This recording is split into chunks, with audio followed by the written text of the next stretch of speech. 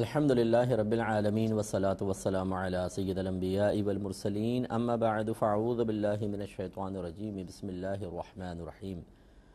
الحمدللہ الہادی پروگرام میں جہنم کا تذکرہ چل رہا ہے اور اللہ تبارک و تعالی نے مختلف مقامات پر جہنم کا تذکرہ جن پہلوؤں کے ساتھ ذکر کیا کہ کہیں پر تو اس کی وسعت کا بیان ہے، کہیں اس کے عذابات کا تذکرہ ہے، کہیں ایسے افعال و اعمال کا ذکر کیا گیا ہے جو جہنم سے بچانے والے ہیں، اور کہیں ایسے اسباب اور ذرائع مذکور ہیں جو جہنم میں لے جانے والے ہیں۔ اور مقصود یہی ہے اللہ تبارک و تعالیٰ کا کہ انسان اس کو پڑھے اور اس جہنم سے بچنے کی تدبیر کرے۔ لہٰذا بہت سے عذابات کفار کے ساتھ مخصوص ہیں اور ان کا ذکر کفار کے ساتھ مخصوص ہے، لیکن اللہ تعالیٰ نے اسے قرآن عظیم میں قیامت تک کے لیے درج فرمایا، تو اس کی وجہ یہی ہے کہ انسان ان پر غور و تفکر کرے، اور چاہے وہ مسلمان ہو، اگرچہ وہ عذاب صرف کفار کے لیے ہیں، لیکن وہ اس پہلو پر غور کرے کہ اگر خدا نخواستہ میں اللہ کی اطاعت نہیں کرتا ہوں تو اکثر ایسا ہوتا ہے کہ جب اللہ تعالیٰ کی کسی نعمت کا خیال نہ کیا جائے، اس کی قدر نہ کی جائے، تو وہ نعمت چھین لی جاتی ہے۔ تو بہت سے ایسے ہیں، اور آج کل کے دور میں بڑی تیزی کے ساتھ ایسا ہم دیکھ رہے ہیں کہ مسلمان گھرانے میں پیدا ہوئے لیکن ایمان سے ہاتھ دھو بیٹھے ہیں، اسلام سے باہر نکل گئے ہیں۔ باہر کے ملکوں میں یہ بہت زیادہ ہو رہا ہے کہ تیزی کے ساتھ جو ینگ جنریشن ہے، بورن بچے ہیں وہیں کے، ان میں سے بہت سارے ایسے ہیں کہ جو مطلب غلط صحبت کا شکار ہو کر بہت سی ایسی چیزیں جو مذہب کی تو کوئی دلچسپی ہوتی نہیں، اور ہمارے اکثر گھر کے بڑے جو ہیں چند چیزوں کو شاید مذہب کا نام دے کر کہتے ہیں ہم نے تو دین سکھایا، بچوں کو تربیت بھی کی ہے، حالانکہ انہیں خود نہیں پتہ ہوتا کہ دین کیا سکھانا ہے اور تربیت اصل میں کس چیز کا نام ہے۔ نتیجہ نکلتا ہے کہ وہ ایسے بچے بہت سارے تیزی کے ساتھ اسلام سے باہر ہو رہے ہیں۔ تو خدا نخواستہ یہ اسی لیے ہے کہ انسان غور و تفکر کرے کہ ایسا نہ ہو، اگر اللہ نہ کرے اسلام کی دولت مجھ سے چھن جائے، یا غفلت میں اپنی جہالت کی بنا پر میں کسی ایسی چیز کا انکار کر بیٹھوں کہ جو مجھے اسلام میں قائم رکھے ہوئے ہے، انکار کرے گا تو اسلام سے باہر ہوگا، تو پھر یہ عذابات تو اس کے لیے بھی ہیں۔ اور اگر اللہ کے فضل و کرم سے وہ اپنا ایمان بچا کر دنیا سے رخصت ہو گیا، لیکن اللہ تبارک و تعالی ناراض ہوا اور اس کو جہنم میں ڈال دیا گیا، تو پھر یقینی سی بات ہے کہ وہ عذاب بھگتنا بھی چاہے ایک مخصوص وقت کے لیے ہے کہ اس کے بعد وہ پھر جنت میں داخل کیا جائے گا، لیکن اس کو کون برداشت کر سکتا ہے؟ یہ بارہا اس پر ہمارا کلام ہوا۔ تو اب سورۃ العنکبوت کی یہ 29ویں سورت ہے، اور اس میں اللہ تبارک و تعالی نے 61ویں آیت سے کفار کے بارے میں کلام کیا اور پھر جہنم کی وعید بیان فرمائی۔ اور کلام بڑا دلچسپ ہے کہ اس کو تھوڑا سا غور کریں، اور اس کی تمہید میں پہلے یہی عرض کر دیتا ہوں کہ جو آج بھی اگر کافر بھی ہے، کوئی بھی کافر ہے،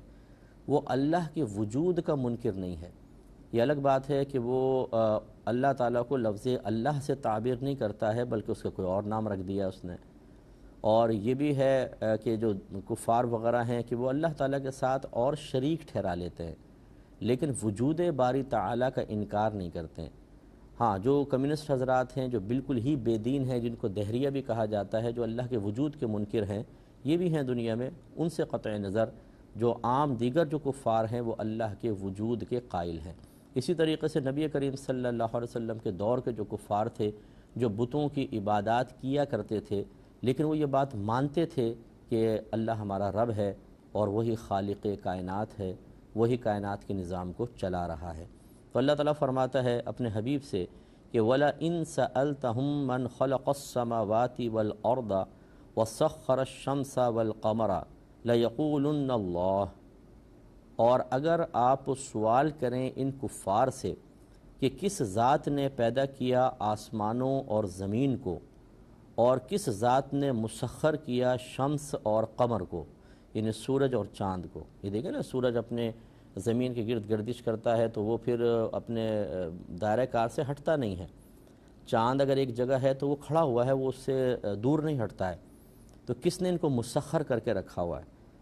اگر آپ مطلب کوئی آپ نے ڈاکومنٹریز وغیرہ دیکھی ہوں اسپیس سے متعلق، تو آپ یہ دیکھیں گے کہ پورا آسمان ہے اور زمین گولے کی شکل میں جیسے یوں کھڑی ہوئی ہے، کچھ آگے فاصلے پر پھر چاند بھی ہے، مریخ ہے، مشتری، زحل، عطارد وغیرہ یہ، اور یہ ہلتے نہیں ہیں کہ جیسے اب آپ یہاں پہ فضا میں کوئی چیز چھوڑ دیں غبارہ وغیرہ تو اوپر کو جائے گا، اور بغیر سہارے کے کوئی چیز تو رکتی ہی نہیں ہے، اور اگر رک بھی جائے تو آپ ہلکا سا یوں ہاتھ ماریں تو وہ دور تک چلی جائے گی، جیسے کوئی غبارہ، فرض کر لیں کہ کوئی بلبلا ایک جگہ گھوم رہا ہو، آپ ہلکا سا ہاتھ ماریں گے چلی جائے گی۔ لیکن یہ زمین اور یہ دیگر سیارے اپنی جگہ رکے ہوئے ہیں، یہ بڑی حیرت انگیز بات ہے، اور ان کس نے روکا ہوا ہے؟ اللہ تبارک و تعالیٰ نے۔ تو اللہ تعالیٰ فرماتے ہیں، اور اگر آپ سوال کریں ان سے کہ کس نے پیدا کیا آسمان اور زمین کو اور مسخر کیا شمس اور قمر کو، تو ضرور کہیں گے کہ اللہ تبارک و تعالیٰ نے۔ فَأَنَّا يُؤْفَكُونَ، تو یہ کہاں اوندھے منہ گرتے ہیں؟ یعنی جب اقرار کر رہے ہیں تو پھر اس اقرار کے مطابق اللہ تبارک و تعالیٰ کو مانیں اور اس کی اطاعت کریں، اور جو وہ عقائد بیان کرے ان عقائد کو قبول کریں، ان کے مخالف عقائد کو باطل قرار دیں۔ ایسا نہیں کرتے ہیں، وجود باری تعالیٰ کا اقرار کرتے ہیں، اللہ تبارک و تعالیٰ کی طاقت اور اس کی قدرت کا انکار نہیں کرتے، لیکن پھر بھی شرک کی طرف جا رہے ہیں۔ تو یہ کہاں یہ اوندھے منہ گرتے چلے جا رہے ہیں؟ اللہ تعالیٰ نے سوال فرمایا۔ پھر اللہ تعالیٰ فرماتا ہے کہ اللہ یبسط الرزق لمن یشاء من عبادہ ویقدر لہ، اللہ تعالیٰ کشادہ فرماتا ہے اپنے بندوں میں سے جس کے لیے چاہے رزق کو، اور جس کے لیے چاہتا ہے اس کے لیے تنگی پیدا کر دیتا ہے۔ ان اللہ بکل شیء علیم، بے شک اللہ تعالیٰ ہر شے کا جاننے والا ہے۔ یہ تو ضمناً ایک بات آئی، پھر دوبارہ کفار کا ذکر فرمایا کہ وَلَئِن سَأَلْتَهُم مَّن نَّزَّلَ مِنَ السَّمَاءِ مَاءً فَأَحْيَا بِهِ الْأَرْضَ مِن بَعْدِ مَوْتِهَا لَيَقُولُنَّ اللَّهُ، اے حبیب اگر آپ ان سے سوال کریں کہ کس نے نازل کیا آسمان سے پانی کو، پھر اس پانی کے ذریعے زمین کو اس کے مر جانے کے بعد زندہ کر دیا۔ زمین کا مرنا مطلب بالکل خشک ہو جاتی ہے تو اس سے پودے نکلنا بند ہو جاتے ہیں، گھاس نہیں ہوتی، بالکل خشک مٹی بن جاتی ہے، یہ گویا کہ موت ہے زمین کی۔ پھر بارش ہوتی ہے، آپ دیکھیں گیلی ہوتی ہے، پودے نکلنا شروع ہو جاتے ہیں، یہ زمین کا زندہ ہونا ہے۔ تو اللہ تعالیٰ فرماتا ہے کہ اگر آپ ان سے پوچھیں کہ کس نے آسمان سے پانی کو نازل کیا اور پھر کس نے اس پانی سے مردہ زمین کو زندہ کر دیا، تو یہ ضرور کہیں گے اللہ تبارک و تعالیٰ نے۔ قل الحمد للہ، تو آپ فرمائیے کہ تمام خوبیاں اللہ تبارک و تعالیٰ کے لیے ثابت ہیں، بل اکثرہم لا یعقلون، بلکہ ان میں سے اکثر اس بات کی سمجھ نہیں رکھتے ہیں۔ یعنی بے عقل لوگ ہیں کہ جب اللہ تبارک و تعالیٰ اتنی عظیم قدرت والا ہے کہ وہی خالق کائنات ہے، وہی آسمان سے پانی نازل فرماتا ہے اور اس زمین کی بقا کا ذریعہ بناتا ہے، تو پھر یہ بہت بڑے بیوقوف ہیں کہ یہ کیوں نہیں جانتے کہ تمام خوبیاں تو اللہ کے لیے ثابت ہیں، تمام تعریفیں اللہ کے لیے ثابت ہیں۔ اس لیے کہ جب پوری کائنات کا خالق وہ، تمام تر کمالات کا وہی خالق ہے اور کمالات کو عطا فرمانے والا وہ ہے،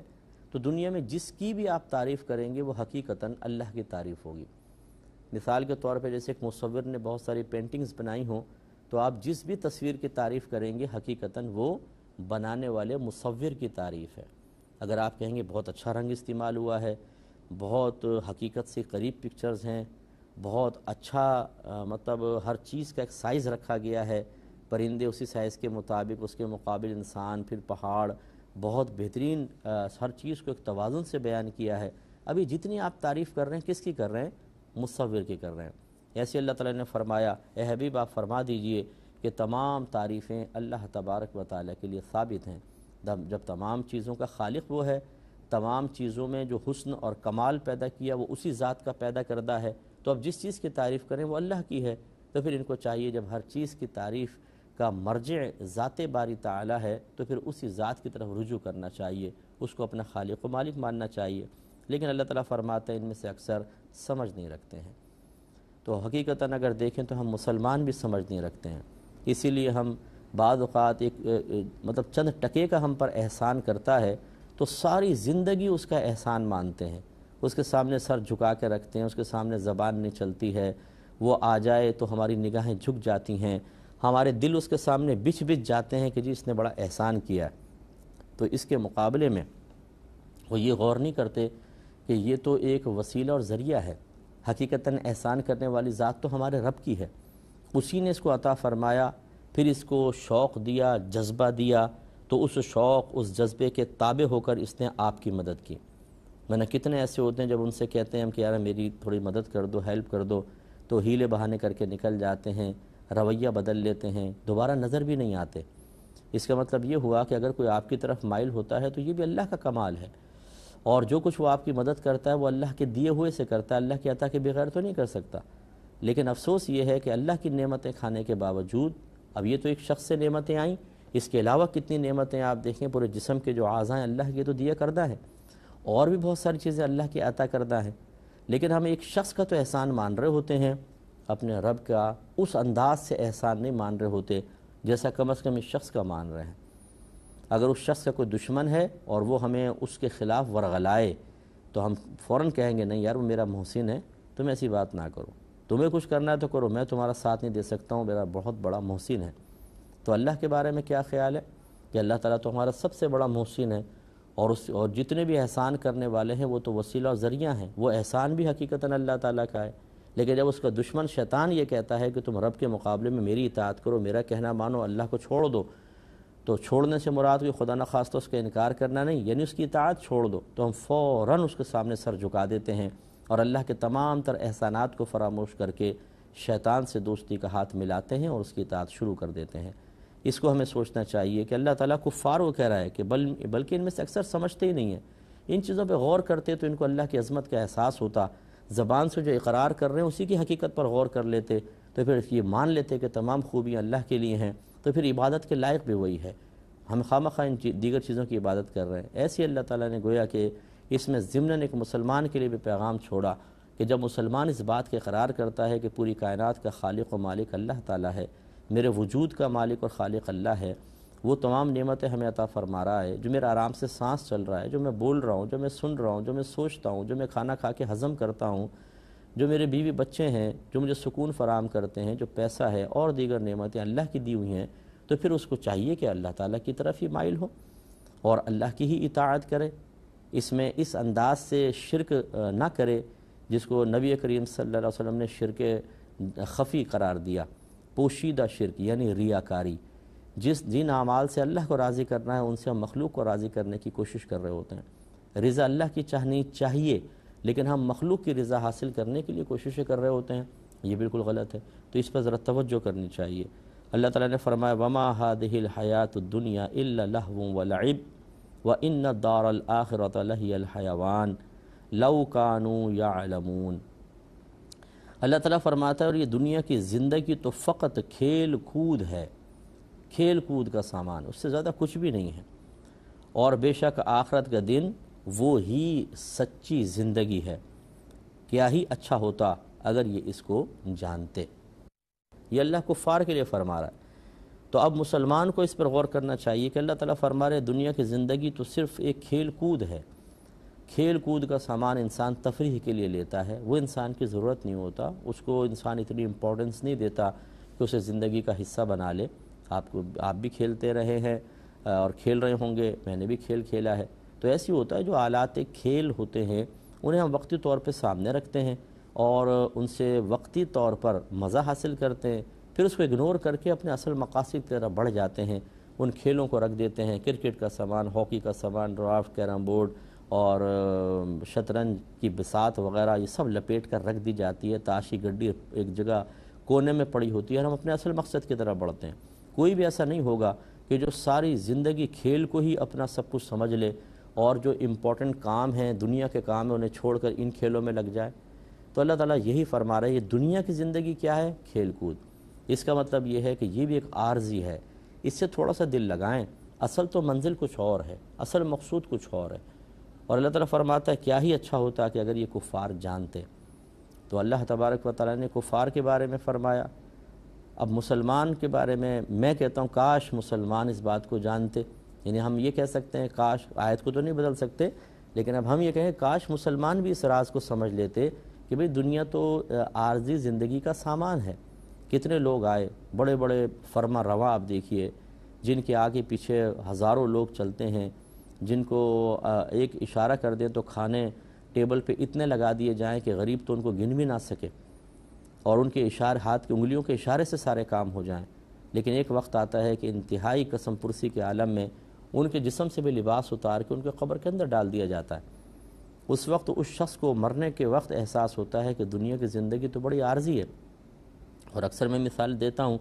کہ آپ کی جو بھی عمر ہے 30 سال 40 50 60 سال، آپ غور کریں کہ آپ کی سابقہ زندگی کا ایام کتنی تیزی سے گزرے ہیں۔ کچھ یاد ہے؟ بس چند مبہم یادیں ہوتی ہیں، باقی ہمیں تو نہیں یاد ہوتا، پورے ایک دن کی تفصیل ہم بیان نہیں کر سکتے۔ جس طرح یہ پہلے کا وقت تیزی سے گزر گیا،